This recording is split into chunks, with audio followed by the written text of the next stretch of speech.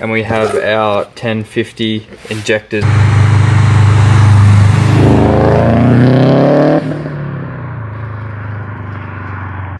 Welcome back everybody, we got more goodies for the STI. My camera is currently dead, so I'm filming on the phone for the moment. Last video we installed a front mount intercooler on the STI, and it's time to install some more goodies before we get a Protune. So the first thing we have a GFB response blow-off valve, a PSR boost controller or boost solenoid, and a AEM 340 fuel pump. Running the factory boost controller with a stock turbo setup is completely fine and safe to do. But if you're upgrading your turbo, which I will be doing in the future, this PSR 3-port boost solenoid is definitely a must. It's gonna give us much better turbo response, more control over the wastegate, and overall just a happier car. So many aftermarket brands make these. I know Cobb makes one, Grimspeed, GFB, so many brands, but I've decided to go with the PSR one. Fuel pump is a no-brainer, just gonna give us faster fuel delivery to the injectors, which we definitely need. Literally just a fun mod, the blow-off valve. I don't think there is really any huge benefit you get from these things, other than just some nice turbo noises. So this one here is the fuel pump. Need to reuse this foam seal, so yep, that's it. So I've taken off this fuel line, not much fuel came out of him. Oh, it's still coming out, it's going everywhere. So much fuel came out of this one, but I plugged it back in because it was getting a bit hectic. Got the fuel pump out, got fuel absolutely everywhere down here. And it was running out under the car, but it's dried up now. Got a nice clean fuel tank. I'm going to take this pump to work, install the pump at work. I'll get a few clips for you guys, and then we can move on to the blow-off valve and the boost controller.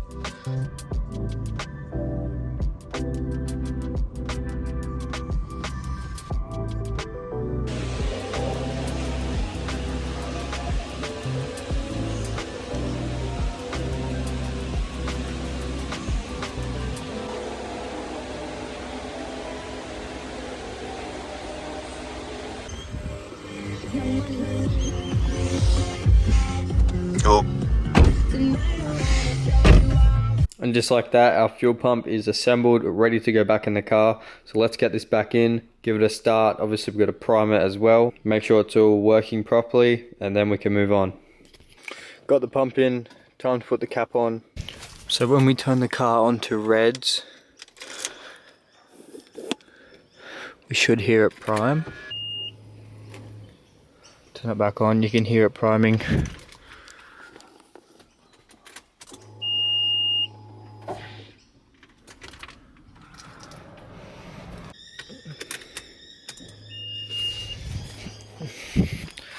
Just check for leaks, make sure there's no fuel dripping out of the lines.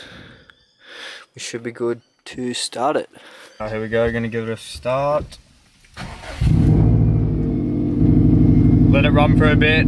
Probably gonna clean up all that fuel I spilled everywhere, so I'm gonna clean that up, let the car run for a bit, and we should be good to go. Alright, let's install this blow-off valve. Oh, it sucks being sick on the weekend.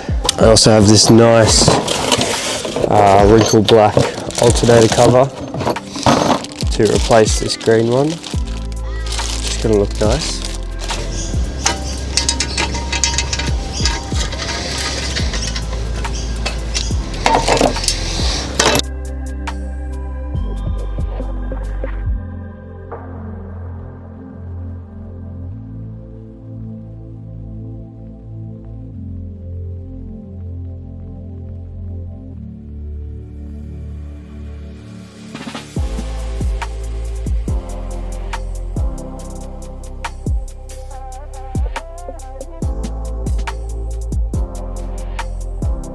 Got to remove this elbow here with the two Phillips heads and screw that onto the new blow-off valve.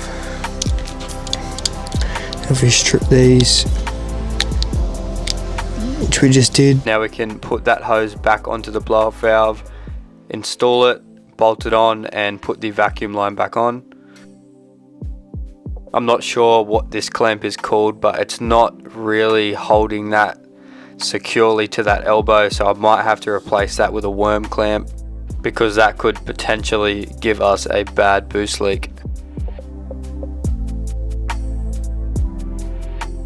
Now this Allen key bolt here on the top of the blow-off valve actually determines how much pressure you're putting down on that spring to allow that valve inside to open and close. If you forget to tighten this down, that valve will pretty much be open at idle and your car will run horrible. So we're going to make sure to tighten that down just below flush, and that should be good.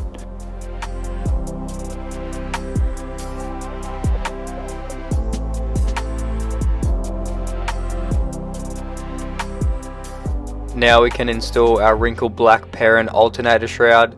This ties the engine bay together much better than that green one. So just to catch you guys up, quick mistake that I did make when I was installing the fuel pump.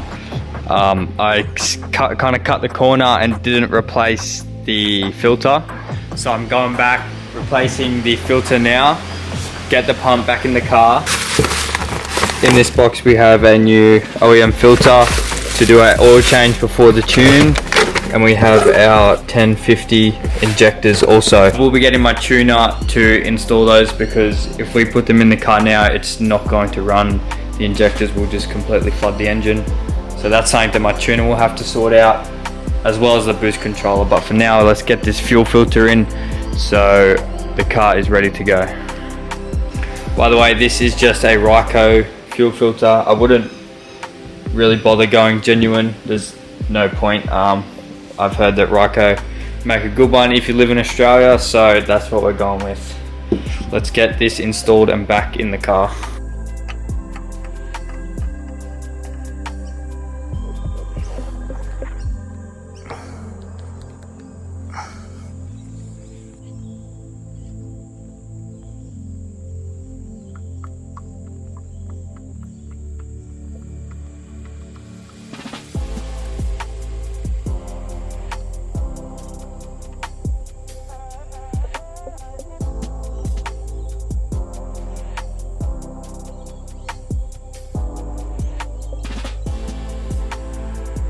It's been 2 months, I think, since I've been waiting to get this car tuned because I've had to wait over the Christmas break when my tuner was on holidays, and the closest I could get, like the quickest I could get booked in was the 13th of January, which is today. So it's been a long time since this car's been like properly driving, so very curious to see if it's going to make more power as well, considering we're still on stock turbo, but we've got a boost controller, we've got a full fuel system now, bigger intercooler, so excited to see what kind of numbers we can get. Alright, we're pulling up now, guys. Hopefully everything goes smooth, fingers crossed. So the tune's been done, but there's one more thing that I want to get done in this video. So there's a part I'm going to go pick up. I'm going to show you guys what it is. It's funny because I've nearly had the Tomei on the car for about a year now, 9 months or something, and I thought it was the best exhaust setup ever for, you know, a catless downpipe Tomei catback. But I am well and truly sick of how obnoxiously loud it is. So I'm going back to the exhaust setup I had before, which was the Invidia R400, which is nice and quiet, loud when you get on throttle.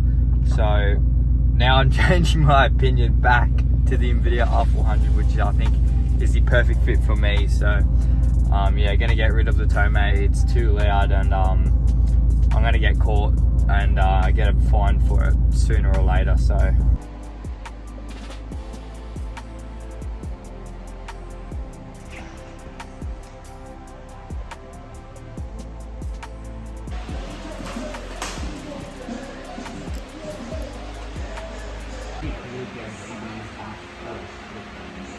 gonna quickly jump in and talk about the power figures because I had the microphone on the wrong setting and pretty much all the audio is unusable because I had, yeah, you can hear it when I'm driving the car. The audio is just not it. So the car actually made 1 kilowatt more.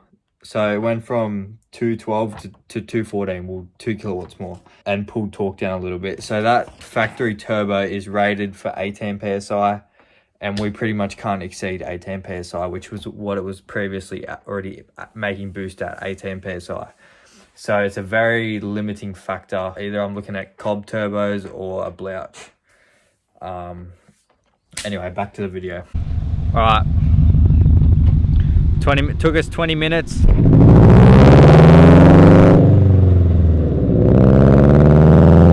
Oh yes, that sounds so much better, man. Oh my god.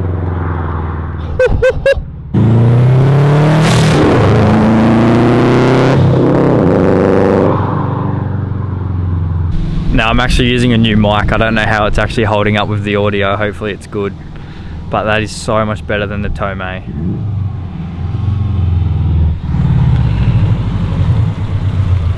Alright, that's going to be a wrap for this video. We got a lot done. We did the boost controller, the blow-off valve, fuel pump, got the new exhaust done. Oh yeah, we got the injectors done as well. Forgot about that. 1050cc injectors. Pretty much everything we need. It's ready to go for a bigger turbo. Catch you guys in the next video. Not sure what we're going to be doing next to this car. Selling it. Shut up, dickhead. Who knows, it could be some suspension stuff that I want to work on, like toe arms and sway bars. I don't know. Just enjoy it for now.